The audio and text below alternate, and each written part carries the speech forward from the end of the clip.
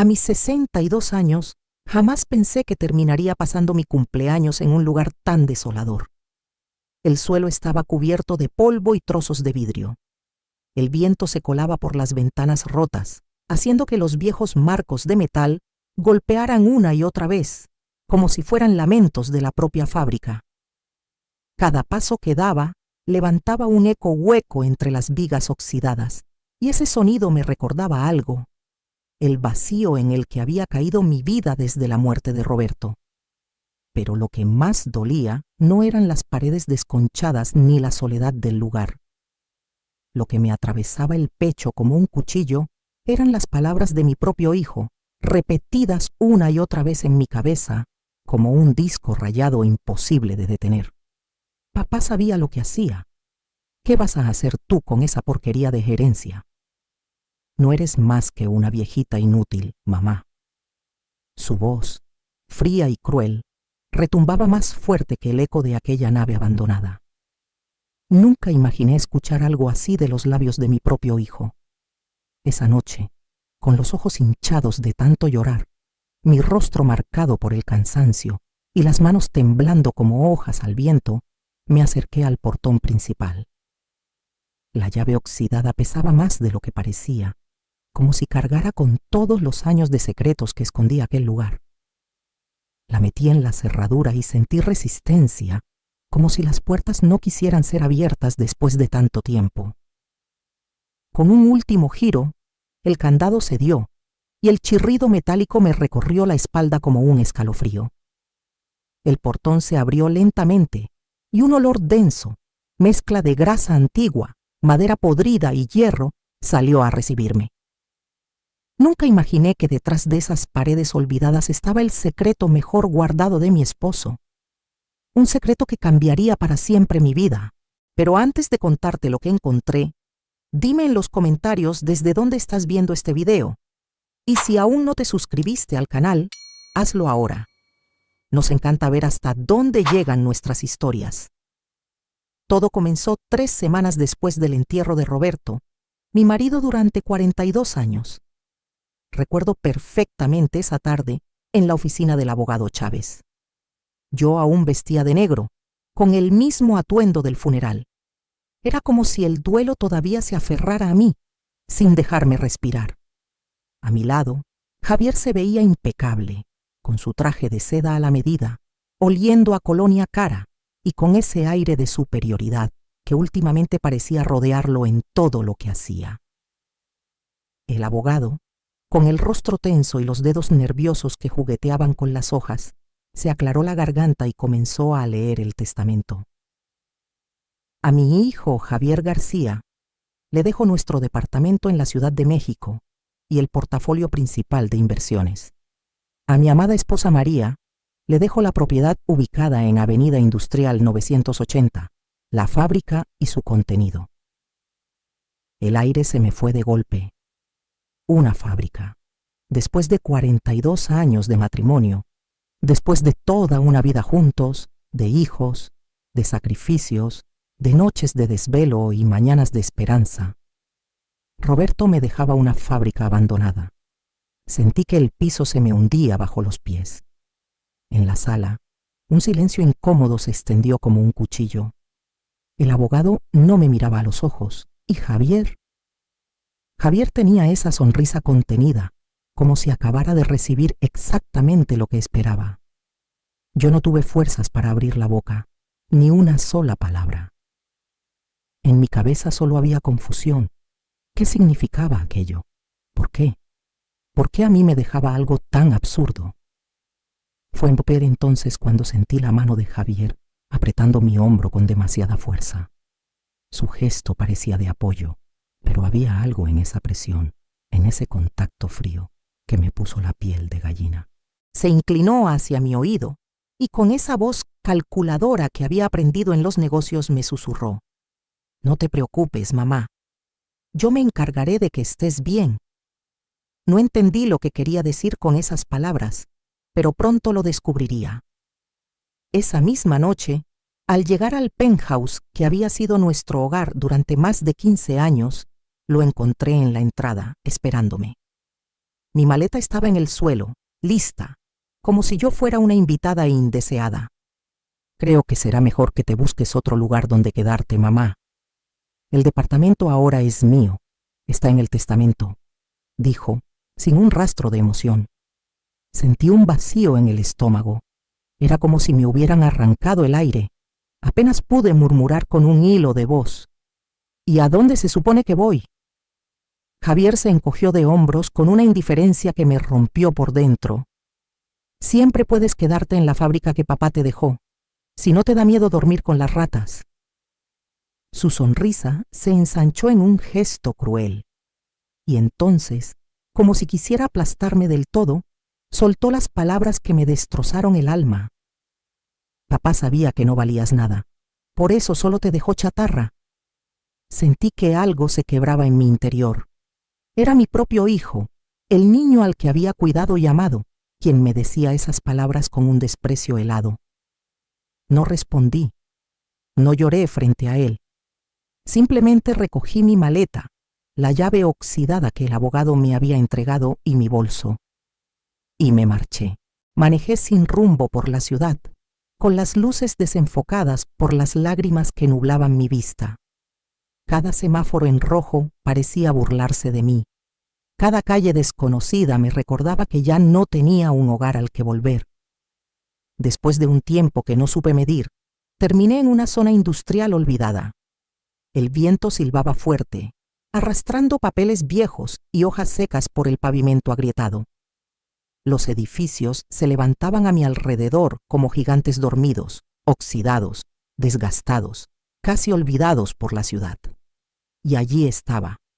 Un enorme portón de hierro con las letras corroídas y apenas legibles se alzaba frente a mí. Era la dirección que había leído en el testamento, la herencia que Roberto me había dejado. Me quedé unos segundos frente a esas puertas, con la llave en la mano. Un lugar lúgubre, frío y olvidado. La supuesta prueba de que yo no valía nada. Lo que aún no sabía era que detrás de ese portón estaba el verdadero plan de mi esposo. Metí la llave en la cerradura. El metal oxidado ofreció resistencia, como si el portón se negara a revelar lo que había guardado durante tantos años. Giré con fuerza, y el chirrido del candado desgarró el silencio de la noche. Ese sonido áspero me recorrió la espalda como un escalofrío, haciéndome temblar de pies a cabeza. Con la linterna en mano, respiré hondo y empujé las pesadas puertas de hierro. El eco del movimiento retumbó por toda la nave, como si hubiera despertado a un gigante dormido. Un aire denso salió a recibirme. Olía a polvo acumulado por décadas, a grasa seca y a hierro envejecido. Tosí, cubriéndome la boca con la mano, mientras el haz de luz de mi linterna cortaba la oscuridad. Y entonces me quedé paralizada. La fábrica no estaba vacía. Lo que vi frente a mí no era un espacio muerto, lleno de ratas y basura como esperaba. Bajo gruesas lonas grises, cuidadosamente colocadas y alineadas, se ocultaban enormes máquinas y estructuras metálicas. Parecía que alguien había querido protegerlas, casi con cariño, del paso del tiempo. Me acerqué lentamente a la más cercana. El polvo cubría la tela y mis manos temblaban cuando tiré de la lona. La tela cayó al suelo con un golpe seco. Lo que apareció me dejó sin aliento. Un prototipo de motor, reluciente como si hubiera sido fabricado ayer. Sus piezas brillaban bajo el haz de mi linterna, y en un costado, grabadas en el metal, reconocí las iniciales de una empresa internacional famosa por sus innovaciones en ingeniería. No podía creerlo. ¿Era posible que esto hubiera estado oculto aquí durante años? Con el corazón acelerado, avancé hacia otra estructura cubierta. Esta vez, necesité ambas manos para quitar la lona. Al caer, reveló una máquina textil de precisión, restaurada con tanto cuidado que parecía lista para ponerse en marcha en ese mismo instante. Cada engranaje, cada rueda, cada pieza, impecable. Era como si el tiempo se hubiera detenido en aquel salón. El aire me faltaba. puede ser, susurré, aunque nadie pudiera escucharme. Seguí caminando, impulsada por una mezcla de miedo y curiosidad. Me detuve frente a una tercera lona, más grande que las anteriores. Tiré con todas mis fuerzas y, poco a poco, emergió una silueta metálica que reconocí de inmediato. Un generador experimental, de esos que solo había visto en revistas especializadas décadas atrás. Recuerdo claramente que el gobierno había descartado el proyecto por ser demasiado costoso. ¿Cómo era posible que uno de esos prototipos estuviera aquí, intacto? Me llevé la mano a la boca, conteniendo un grito de incredulidad.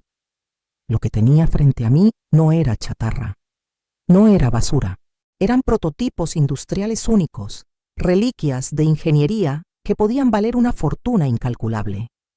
Mis ojos se llenaron de lágrimas.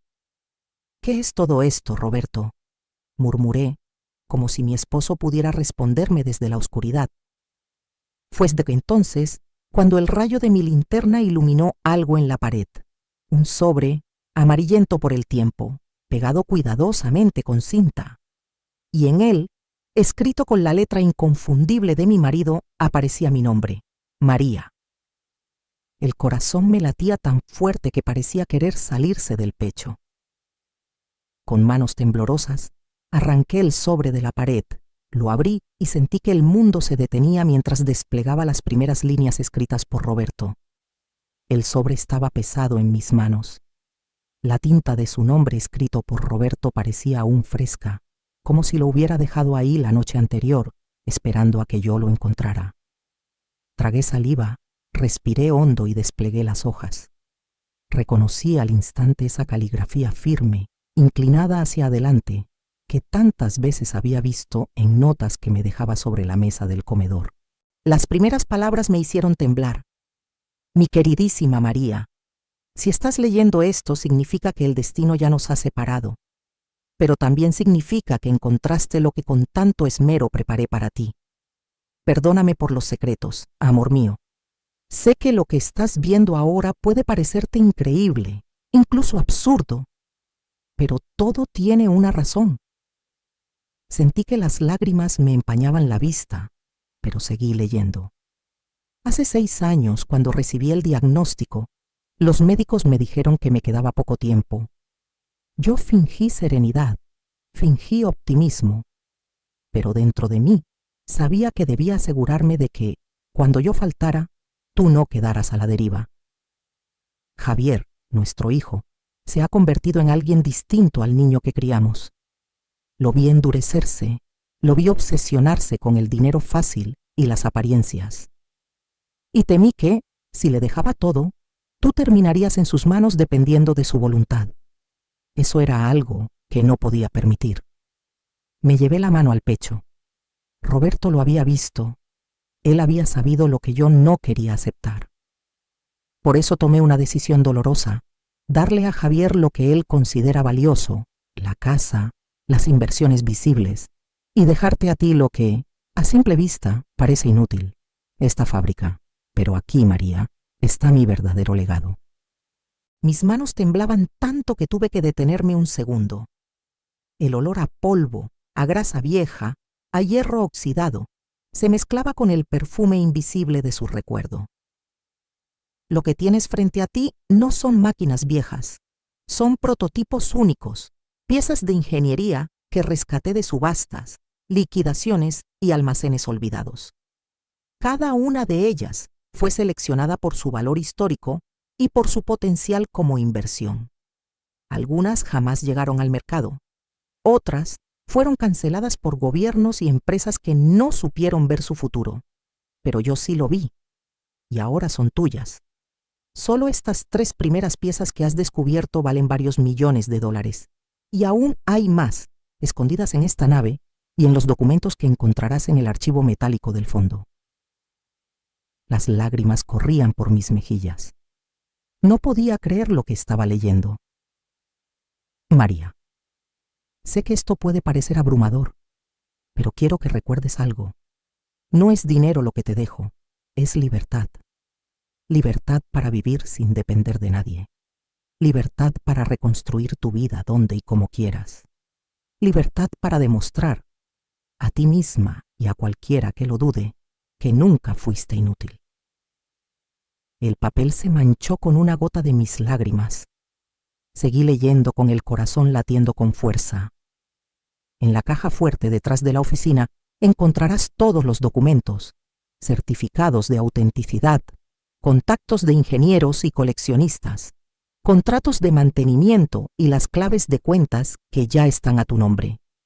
También hallarás los datos de un hombre de confianza, Carlos del Bosque, que te ayudará a manejar todo esto. Él sabe exactamente cómo proceder. Respiré hondo, temblando. Roberto lo había planeado todo, cada detalle. Te dejo esta fábrica, María, porque sé que nadie más la entendería. Javier la despreciará, la llamará basura. Y en ese desprecio quedará al descubierto su verdadero carácter. Tú, en cambio, sabrás ver más allá de las paredes oxidadas. Lo que parece ruina, en realidad es riqueza.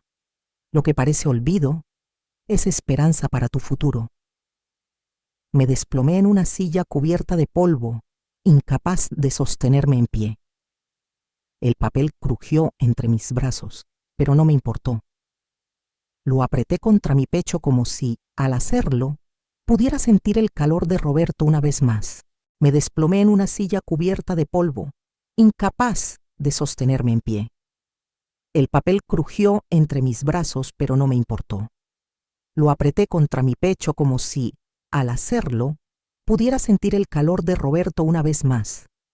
Las lágrimas me corrían libres, y en medio de aquel silencio roto, solo por el zumbido lejano de un transformador viejo, supe con certeza algo que me estremeció.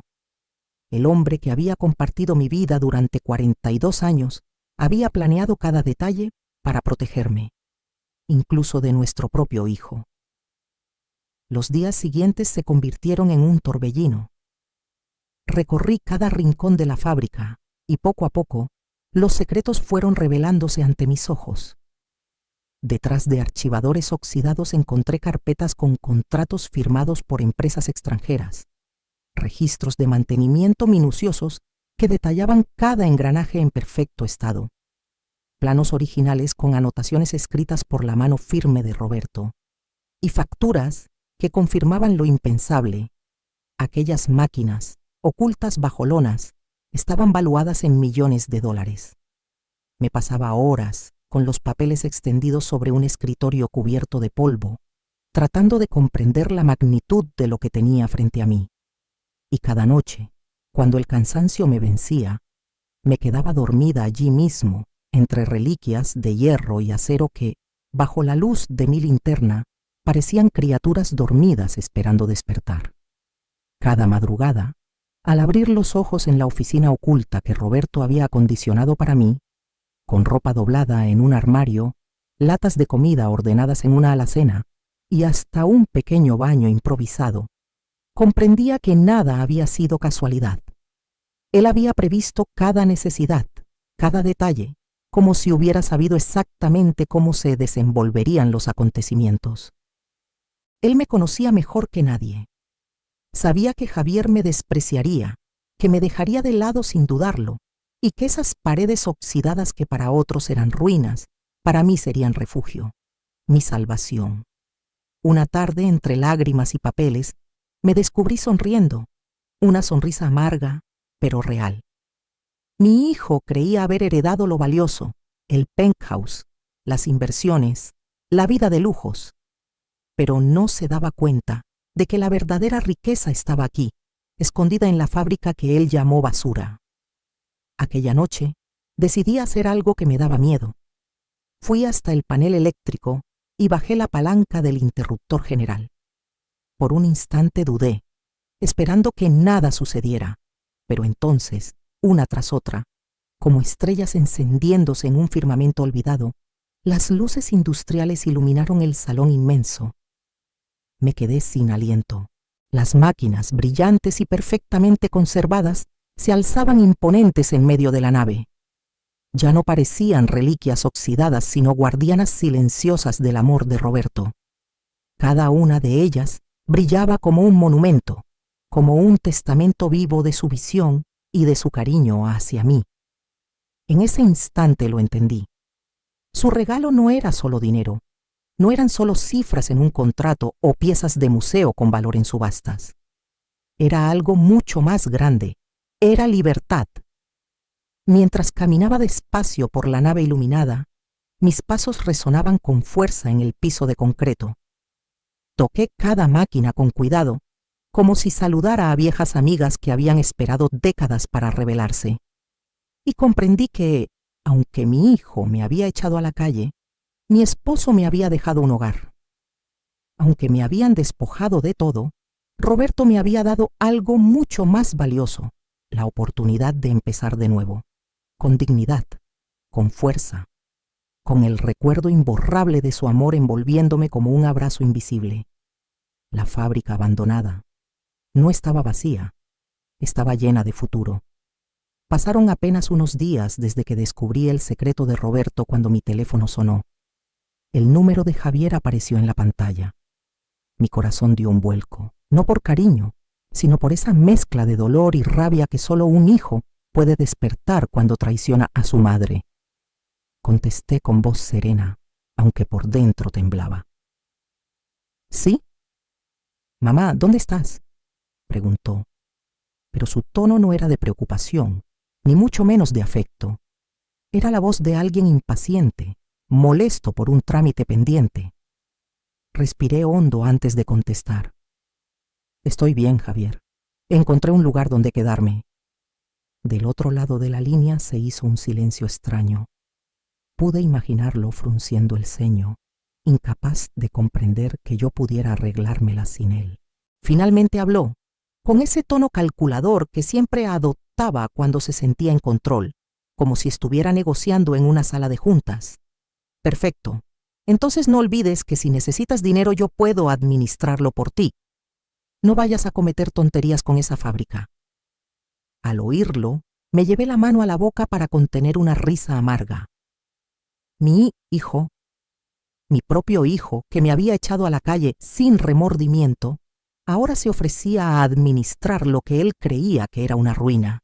Mis ojos se posaron en ese instante en los planos extendidos sobre la mesa de la oficina de la fábrica, en las cifras que ascendían a millones de dólares, en las cartas de interés de museos que ya había comenzado a recibir gracias al contacto de Roberto. Sonreí para mis adentros, con un calor extraño recorriéndome el pecho. Él no tenía idea. Lo dejé con un simple: gracias, Javier, ya me las arreglaré. Colgué despacio, con calma, y mientras observaba aquellas máquinas dormidas bajo las luces industriales, sentí por primera vez en mucho tiempo que el poder ya no estaba en sus manos, estaba en las mías. Los días se transformaron en semanas. La fábrica, que al principio me había parecido un monstruo de hierro abandonado, poco a poco se convirtió en un templo de secretos. Entre polvo, telarañas y el eco de mis pasos, descubrí que aquel lugar no era solo un almacén de prototipos. Era un universo cuidadosamente construido por Roberto, pieza por pieza, como si hubiera estado dejando un mapa para mí. Me dedicaba horas enteras a revisar estantes oxidados, gavetas trabadas, cajones olvidados. Y fue así como, detrás de una pared falsa en la oficina, una plancha de madera que apenas se distinguía de las demás, oculta tras una estantería, descubrí un archivo secreto.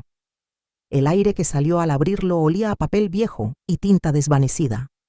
Un aroma que me trasladó de golpe a las épocas en que Roberto y yo hacíamos cuentas en la mesa de la cocina, soñando con un futuro que nunca imaginé tendría esta forma. Dentro había carpetas perfectamente ordenadas, cada una con etiquetas escritas a mano. Empecé a revisarlas con cautela, temblando de la emoción. Lo que encontré me dejó sin aliento. Contratos de distribución con empresas internacionales, licencias de patentes que llevaban el sello de aprobación de varios países y acuerdos de colaboración con universidades extranjeras de renombre. Me llevé una mano al pecho. Roberto no solo había comprado máquinas, había comprado el futuro. Cada hoja que pasaba brillaba como un tesoro. Había correspondencia con ingenieros, borradores de proyectos cancelados por gobiernos, anotaciones al margen hechas con su caligrafía firme. Pude imaginarlo, noche tras noche, sentado en esta misma oficina, revisando documentos, soñando con el día en que yo leería todo aquello. El corazón me latía con fuerza cada vez que avanzaba en las páginas. Comprendí que el valor de todo lo que había allí superaba con creces cualquier portafolio de inversiones que Javier hubiera recibido en herencia. Mientras mi hijo se vanagloriaba con trajes de seda y departamentos de lujo, yo tenía en mis manos contratos, licencias y patentes que podían mover industrias enteras. Con dedos temblorosos, llegué hasta el fondo del archivo. Allí, cubierta de polvo y con las bisagras oxidadas, encontré una caja fuerte pequeña. Su presencia me heló la sangre. El metal estaba frío al tacto, y al inclinarme sobre ella, recordé de inmediato las palabras de la carta de Roberto. La combinación es nuestro aniversario. Mis manos sudaban mientras marcaba los números en la vieja perilla metálica. Cada giro resonaba en la habitación como un tambor lejano. Cuando el último clic sonó, la caja se abrió suavemente, como si hubiera estado esperando ese momento durante años. Adentro había un tesoro distinto al de las máquinas. Encontré documentos oficiales que confirmaban propiedades a mi nombre, casas, terrenos, incluso un pequeño departamento en Los Cabos. Había certificados de cuentas bancarias en varios países, todas con sumas que me hicieron contener el aliento. Y, junto a ellos, varias memorias USB cuidadosamente etiquetadas con fechas y claves. Tomé una de las memorias en mis manos. Era ligera, insignificante a simple vista, pero contenía dentro registros financieros detallados, movimientos bancarios, respaldos de inversiones en proyectos internacionales. Roberto había guardado cada prueba, cada registro, como si supiera que algún día yo necesitaría mostrarle al mundo lo que él había hecho. Me cubrí la boca con la mano para ahogar un sollozo. Roberto había planeado cada detalle. No solo me había dejado un refugio lleno de máquinas valiosas, me había dejado un sistema completo para sobrevivir, prosperar y, sobre todo, ser libre. Me recosté en la silla de la oficina, abrazando la carpeta más cercana contra mi pecho, y cerré los ojos. En ese instante, pude sentirlo a mi lado. No era un recuerdo difuso, era su presencia real, su amor envolviéndome entre aquellas paredes oxidadas, y entendí algo que me estremeció hasta los huesos. La herencia que Javier había despreciado como basura era en realidad el plan maestro de un hombre que nunca dejó de cuidarme. Una noche silenciosa, mientras repasaba papeles en la oficina de la fábrica, el sonido de mi teléfono rompió la calma. La luz de la pantalla iluminó la mesa cubierta de planos y carpetas. Javier. Por un instante pensé en no contestar. Sabía que nada bueno vendría de esa llamada, pero parte de mí aún se aferraba al deseo de escuchar a mi hijo con un tono distinto, menos frío. Con un suspiro, deslicé el dedo y contesté. ¿Sí? Su voz llegó al instante cargada de impaciencia. Mamá, estuve revisando algunos papeles de papá. Creo que hay inversiones que no estaban en el testamento. Notas, nombres de empresas, registros. ¿Sabes algo de eso? Mi pulso se aceleró. Puse una mano sobre la carta de Roberto como si me diera fuerzas. Sentí que el aire se volvía más pesado, como si las paredes oxidadas de la oficina se cerraran sobre mí. Con voz pausada respondí. Si hubiera bienes adicionales, el señor Chávez me lo habría dicho. Hubo un silencio breve al otro lado de la línea. Pude imaginar a Javier apretando la mandíbula, caminando de un lado a otro en su penthouse de cristal y acero, convencido de que yo le ocultaba algo. Entonces su voz cambió.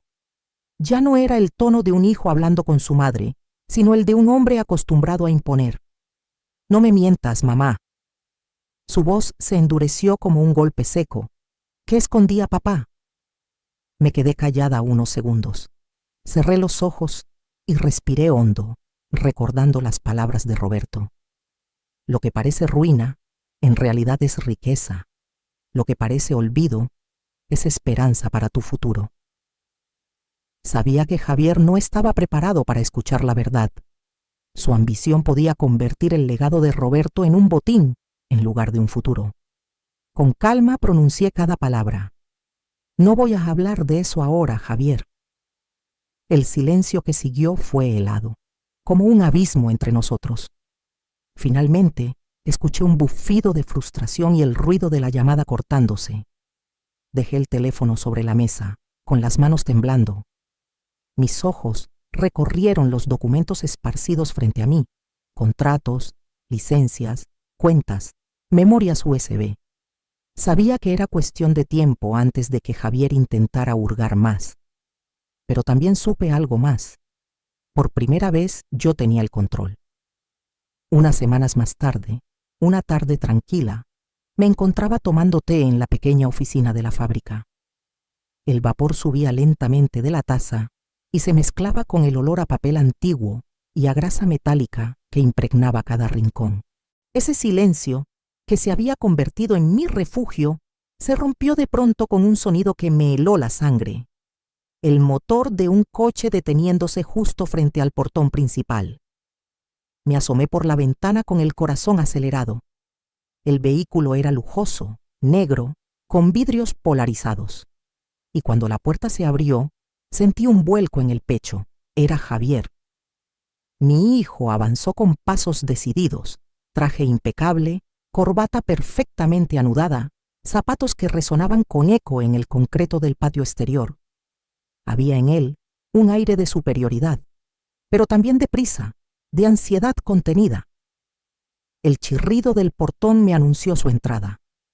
Entró sin pedir permiso, como si aquel lugar también le perteneciera. Su mirada recorrió la nave con desdén, como si no pudiera comprender cómo alguien podía vivir allí. Así que aquí es donde te escondes, dijo, arrastrando las palabras con desprecio. No puedo creerlo, mamá. ¿Viviendo en este basurero? Me quedé en silencio, sosteniendo mi taza con firmeza. Mis ojos lo siguieron mientras avanzaba entre las máquinas cubiertas.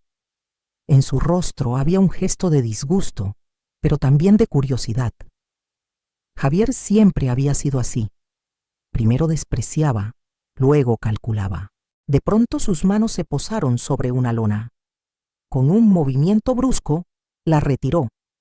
La tela cayó al suelo levantando una nube de polvo, y la luz del ventanal iluminó una de las piezas más valiosas, un prototipo reluciente, impecable, que brillaba como si hubiera sido construido el día anterior. Javier se quedó paralizado. Sus ojos, acostumbrados a ver cifras en pantallas y trajes caros, reflejaron por un instante algo distinto, codicia pura. ¿Qué es esto?, preguntó con los ojos muy abiertos, casi sin aliento. Apoyé la taza en el escritorio y me incorporé. Con voz calmada le respondí: es la herencia que tu padre me dejó. Él se giró hacia mí, incrédulo. Su seguridad habitual se resquebrajó por primera vez en mucho tiempo. Esto, balbuceó, esto vale millones. ¿Por qué no me lo dijiste? Lo miré fijamente sin apartar la vista. Mis manos temblaban, pero mi voz salió firme, como nunca antes con él, porque no era para ti. Tu padre lo sabía. Él me confió esto a mí, y solo a mí. El silencio entre nosotros se volvió espeso. El eco de sus pasos resonó cuando retrocedió unos centímetros, como si la verdad lo hubiera empujado. Sus labios se apretaron hasta volverse una línea dura, y en sus ojos vi algo que jamás había visto en él: miedo. Miedo a perder el control. Intentó recomponerse, carraspeando y acomodándose la corbata. Con su tono de negocios, como si estuviera cerrando un trato, pronunció despacio: necesito participar en esto. Podemos manejarlo juntos. Yo sé cómo vender, cómo negociar. Tú no tienes experiencia en estos asuntos. Te conviene tenerme de tu lado. Cerré los ojos un instante y recordé la carta de Roberto. Lo que parece ruina es riqueza. Lo que parece olvido es esperanza para tu futuro. Negué lentamente con la cabeza. No, Javier, esta vez no. Tu padre lo planeó así por una razón, y yo voy a respetar esa razón. Un destello de furia cruzó su rostro. Ya no era el empresario elegante, era el niño que no soportaba que le dijeran no. Se acercó un paso, bajó la voz y con un tono casi amenazante susurró: «Te vas a arrepentir de no tenerme de tu lado, mamá». Me mantuve inmóvil, mirándolo directo a los ojos. No respondí. Y por primera vez, él fue quien apartó la mirada. Giró sobre sus talones y se dirigió al portón. El golpe seco con el que lo cerró reverberó por toda la nave, dejando tras de sí un silencio pesado, como si las máquinas mismas contuvieran la respiración. Me dejé caer en una silla junto a uno de los prototipos. Mis dedos buscaron la carta de Roberto, la acariciaron como si fueran a encontrar su mano allí. Sentí que él lo había previsto todo, incluso esta confrontación, y comprendí algo vital. Lo que estaba en juego ya no era solo dinero, era mi dignidad, mi independencia, la prueba final de que, aunque Javier había heredado las apariencias, yo había heredado la verdadera riqueza. La fábrica no era un castigo, era mi segunda oportunidad. Era el triunfo silencioso de un amor que ni la muerte pudo destruir. Pasaron 3 meses. El tiempo, que al principio parecía haberse detenido entre el polvo y los ecos de la fábrica, comenzó a fluir de un modo distinto. Yo ya me había acostumbrado a la rutina tranquila en aquel lugar que, de ruina, se había convertido en mi refugio. Juntos íbamos descubriendo historias escondidas, etiquetas con números de serie borrados por el tiempo, placas con nombres de inventores olvidados, anotaciones de Roberto en los márgenes de los planos. Algunos de los prototipos más valiosos habían sido vendidos discretamente a museos europeos y coleccionistas privados, con contratos que garantizaban mi anonimato. El resto, cuidadosamente embalado, se mantenía en un almacén climatizado que acondicionamos dentro de la misma fábrica, como si fueran joyas custodiadas por las sombras. La vida me parecía increíblemente diferente. Yo, que durante años había sido invisible en mi propia casa, me descubrí negociando precios, firmando contratos, tomando decisiones. Ya no era la mujer que mi hijo había llamado inútil. Era la heredera de un legado que ni siquiera yo comprendía del todo, pero que crecía ante mis ojos como un árbol robusto. Las noches, antes llenas de llanto, ahora estaban acompañadas de silencio sereno y una sensación de paz que hacía mucho no conocía. Y cada vez que repasaba las cartas y documentos de Roberto, sentía que él seguía a mi lado, guiándome en cada paso, pero la calma nunca es eterna. Una mañana gris, mientras repasaba papeles con una taza de café tibio en la mano, el teléfono volvió a sonar. La pantalla mostraba un número desconocido. Dudé en contestar, pero al final lo hice. No era Javier. Era una mujer de voz firme, profesional, aunque había un matiz de cansancio en su tono. ¿La señora María García?, preguntó. Sí, ¿quién habla? Mi nombre es Clara Mendoza. Soy la asistente de su hijo. Necesito hablar con usted. Es urgente. Algo en mi interior se tensó.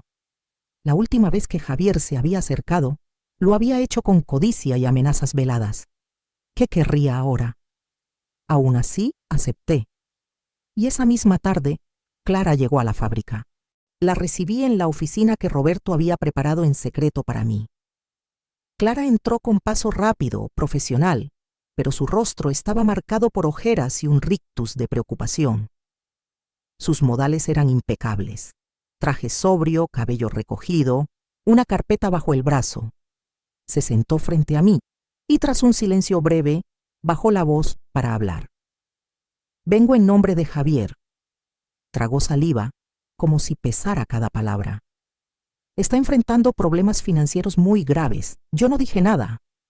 Me limité a escuchar con las manos entrelazadas sobre el escritorio. Las renovaciones del penthouse se salieron de control, continuó. Ha gastado más de lo que debía, endeudándose con bancos y prestamistas privados. Y además, invirtió en un proyecto de construcción que fracasó. Ha perdido millones. Cada frase caía como una losa, pero en mi interior no había sorpresa. Mi corazón lo sabía. Roberto lo había previsto todo. Había visto en Javier la ambición desmedida, la soberbia, y había entendido que su propio hijo cavaría su ruina con sus propias manos.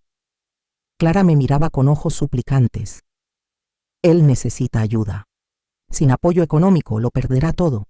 El departamento, las cuentas, su reputación. Usted sabe lo que eso significa para él. Me quedé en silencio, dejando que esas palabras resonaran en la habitación. Imaginé a Javier desesperado, rodeado de papeles con números rojos, tratando de sostener con apariencias lo que ya estaba derrumbándose. Cerré los ojos un momento y recordé la carta de Roberto.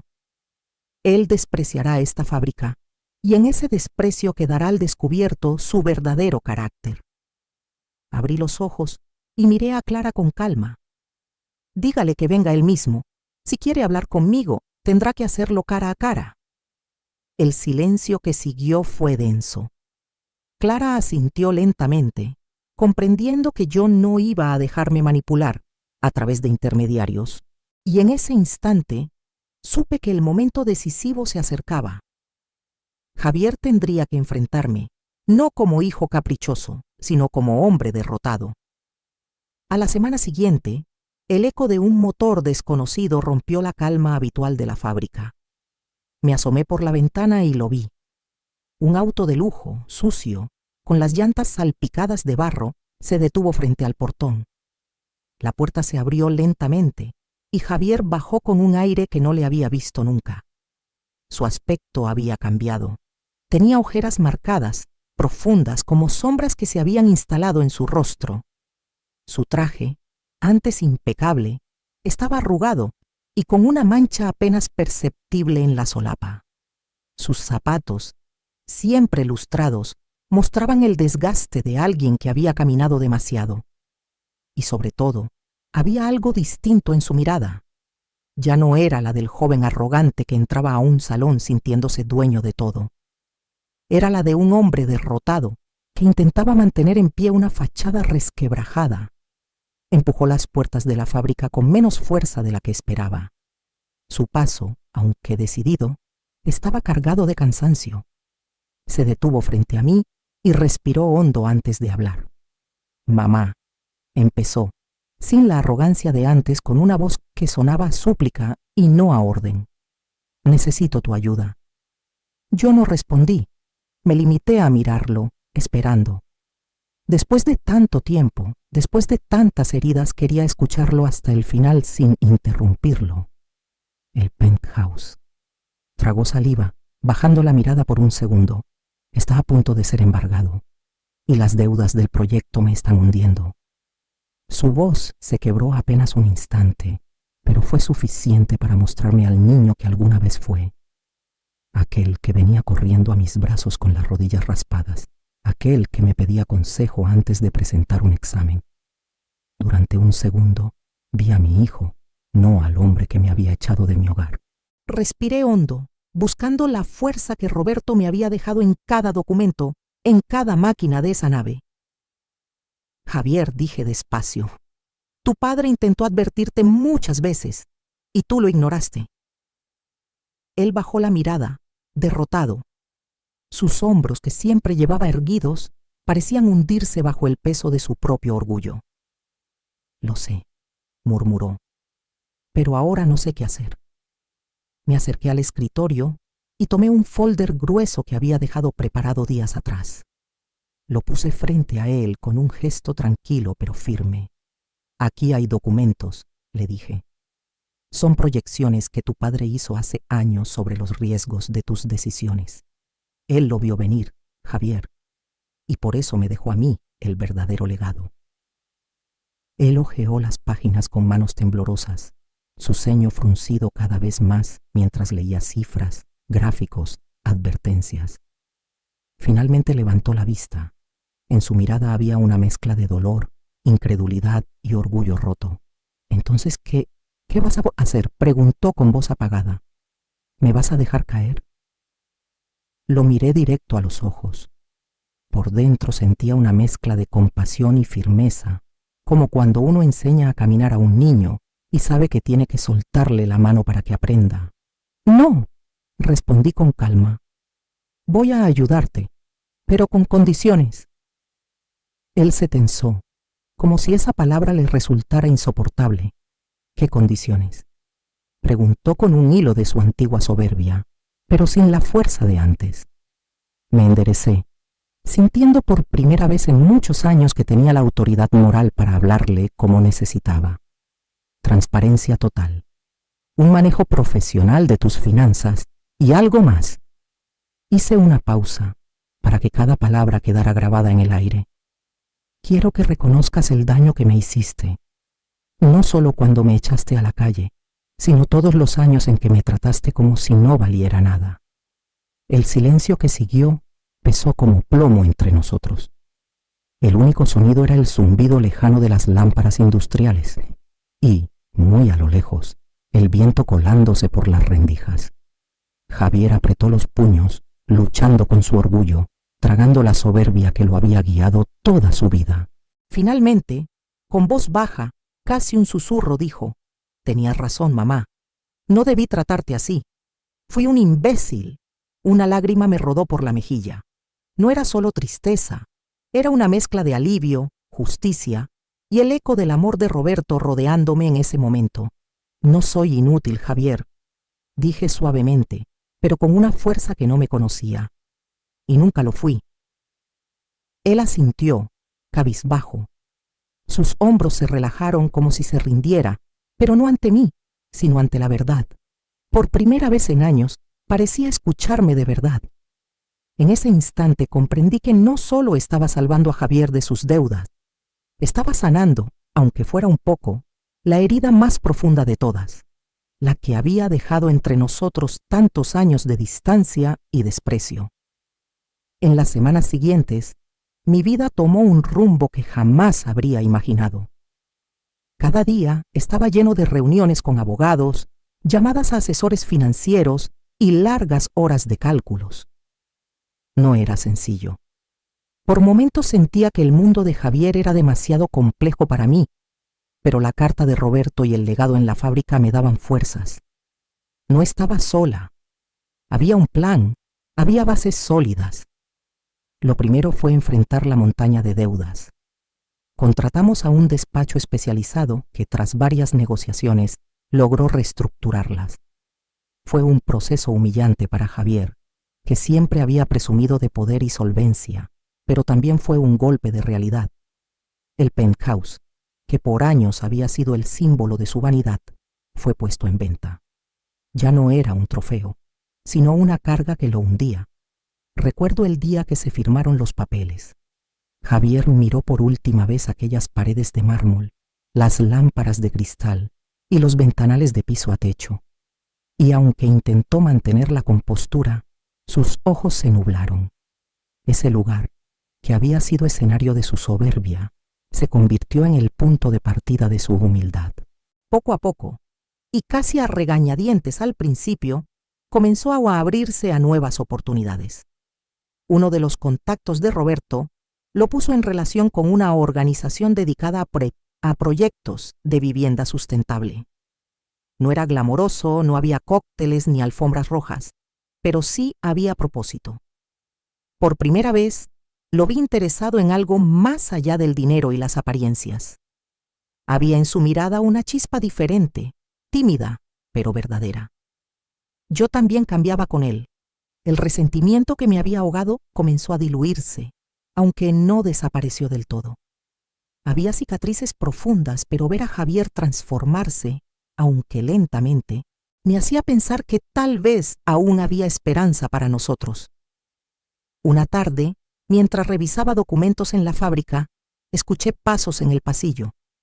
Javier apareció, más sereno que en otras ocasiones. Llevaba en sus manos una pequeña caja de madera, gastada por el tiempo.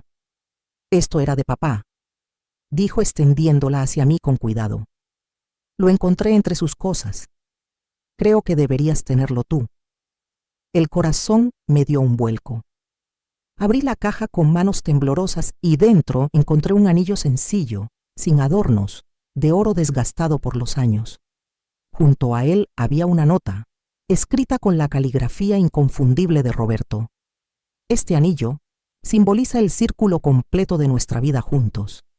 Si estás leyendo esto, significa que lograste ver más allá del dolor y que ahora conoces el verdadero valor de lo que dejamos atrás. Las lágrimas brotaron de mis ojos antes de que pudiera contenerlas. Me puse el anillo en el dedo junto a mi alianza de bodas.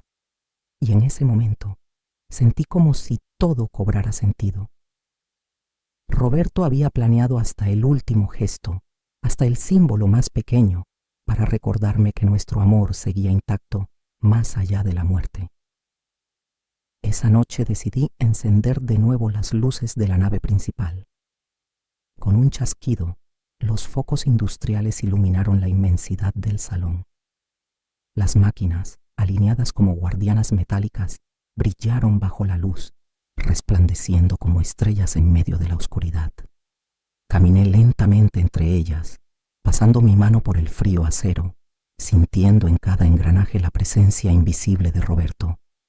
Subí a una de las plataformas de control, la misma donde lo había imaginado tantas veces, y apoyé la mano sobre el volante de un prototipo. Con lágrimas corriendo por mis mejillas, susurré al vacío que ya no me parecía tan vacío. Gracias, Roberto. Lo lograste. La fábrica que un día había creído un castigo, una burla cruel, se había convertido en mi salvación. No solo me devolvió la dignidad, también transformó la relación con mi hijo.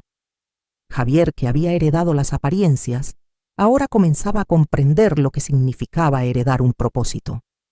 Y yo, que había sido despreciada como inútil, descubrí que era la portadora del legado más valioso: la visión, la fe y el amor de un hombre que nunca dejó de cuidarme. La herencia que parecía cruel resultó ser la última y más sabia muestra de amor. Un amor tan fuerte que trascendió la muerte y me dio una segunda vida. 9 meses después de la muerte de Roberto, mi vida ya no era la misma. Había dejado atrás la incertidumbre, la humillación y el dolor de los primeros días. La fábrica, que alguna vez fue un símbolo de abandono y desprecio, se había transformado en la llave de un futuro nuevo. Con la ayuda de los asesores de confianza de mi esposo, logré vender algunas de las máquinas a museos europeos y universidades interesadas en preservar la historia de la ingeniería. Otras permanecieron en exhibiciones privadas, donde eran tratadas como auténticas obras de arte. Cada contrato firmado era un recordatorio. Roberto lo había previsto todo, y con cada ingreso que llegaba, con cada reconocimiento de expertos que confirmaban el valor incalculable de aquellas piezas, me convencía más de que no solo había heredado bienes, había heredado visión, seguridad y libertad. La estabilidad financiera que jamás imaginé tener se volvió realidad. Podía vivir tranquila, sin depender de nadie, sin miedo al mañana. Pero lo más conmovedor no fueron las cifras ni los acuerdos. Fue aquel descubrimiento inesperado que encontré en el fondo de la caja fuerte. Un sobre grueso con las escrituras de una propiedad en Los Cabos. Roberto la había comprado en secreto hacía 4 años. No era una inversión más, ni un capricho. Era una casa lista para habitar, pensada exclusivamente para mí. Cuando leí la dirección, las lágrimas me nublaron la vista. Me tomó semanas reunir el valor para viajar. Pero finalmente, una mañana clara, con el mar acompañando mi trayecto, conduje por la carretera que serpentea entre montañas y desiertos hacia el Pacífico. El sol brillaba con fuerza y el aire llevaba ese aroma único de sal y bugambilias en flor. Y entonces la vi. La casa se levantaba frente a mí como una promesa cumplida, construida en piedra clara, con un diseño sencillo pero elegante. Las bugambilias trepaban por las paredes como si abrazaran el hogar que Roberto había dejado para mí. La terraza, amplia y abierta, ofrecía una vista infinita del océano, un horizonte que parecía extenderse hasta el fin del mundo. Me quedé unos minutos en silencio, contemplándola desde el coche. Mis manos temblaban en el volante. Cuando finalmente me decidí, caminé hacia la puerta principal y giré la llave que venía junto a las escrituras. El sonido del cerrojo cediendo fue como el inicio de una nueva vida. Al entrar, tuve la sensación inmediata de que Roberto estaba allí, esperándome. Cada rincón de la casa llevaba su toque, su memoria, su cuidado.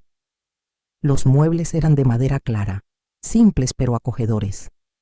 Tapices artesanales adornaban las paredes con colores vivos que me recordaban a mis gustos de juventud. Los ventanales, grandes y generosos, dejaban entrar la brisa marina que impregnaba todo con frescura y libertad. Caminé despacio, tocando las paredes, los estantes, las cortinas. Era como recorrer un mapa íntimo de mi propia vida, diseñado por el hombre que me había amado durante más de 4 décadas. Y entonces llegué a la sala. Sobre una mesa sencilla de madera había un cuadro. Me acerqué con el corazón latiendo fuerte, y cuando lo vi, las lágrimas inundaron mis ojos. Era una pintura de nuestro viaje a Venecia, el lugar donde me pidió matrimonio bajo un cielo teñido de atardecer. Una copia perfecta del cuadro que habíamos perdido años atrás en una mudanza, un recuerdo que yo misma había dejado en el olvido. Roberto no lo olvidó. Él lo había guardado en su corazón y me lo devolvía ahora, como un símbolo eterno de nuestro amor. Las lágrimas me nublaron la vista, corrían por mis mejillas sin que pudiera detenerlas. Me dejé caer en un sillón, abrazando aquel cuadro como si abrazara a Roberto mismo. Él había pensado en todo, hasta en aquello que yo misma había olvidado. Al tercer día en mi nuevo hogar, mientras el sol apenas despuntaba sobre el mar y la brisa marina entraba por los ventanales, escuché un golpe suave en la puerta. Al abrirla, me encontré con una mujer mayor, de cabello gris recogido en un moño sencillo, ojos vivaces y una sonrisa franca que irradiaba calidez. Llevaba un delantal colorido y en sus manos sostenía un plato humeante de pescado recién cocinado. «Usted debe ser María», dijo con una voz firme pero amable. «Soy Mariana, su vecina de al lado. Roberto me pidió que la cuidara cuando llegara». Me quedé en silencio unos segundos, conmovida hasta lo más profundo. Sentí un nudo en la garganta. Roberto había planeado incluso eso, que no me sintiera sola. Había dejado, como última pieza de su rompecabezas, a alguien que me tendería la mano en los primeros días de este nuevo capítulo de mi vida. Agradecí el gesto con lágrimas en los ojos. Mariana me tomó las manos y me dijo: «Aquí no estás sola, María. Bienvenida a su casa». Los días siguientes se llenaron de una paz que jamás había conocido.